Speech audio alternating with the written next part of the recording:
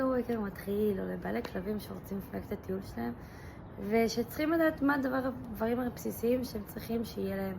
לפני שהם בכלל יוצאים לטייל עם הכלב, כדי לדעת שהכלב באמת יוכל ליהנות מטיול מספק, שיש לו את כל הציוד שצריך במהלך הטיול. אז ככה, כמה דברים שאני לוקחת בתוך ווקרית שכבר חצי שנה עובדת בתחום. אז ככה, אני קליתי, לאחרונה אני מביאה פה מהציוד שממש על התיק שלי. עכשיו, כל ציוד שקליתי הוא נתלה על תיק.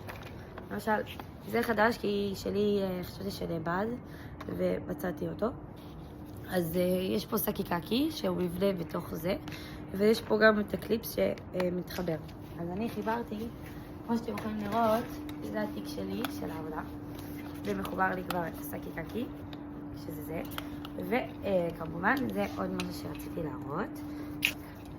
זה קרת מים שנפתחת. זה אומר שהיא נסגרת, ואז אפשר לקלוט את התיק והיא לא תופסת מקום, לא תופסת לכלוך ולא אבק.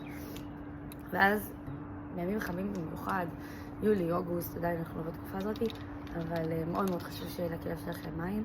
אז שימו לו מים, הבקבוק שלכם.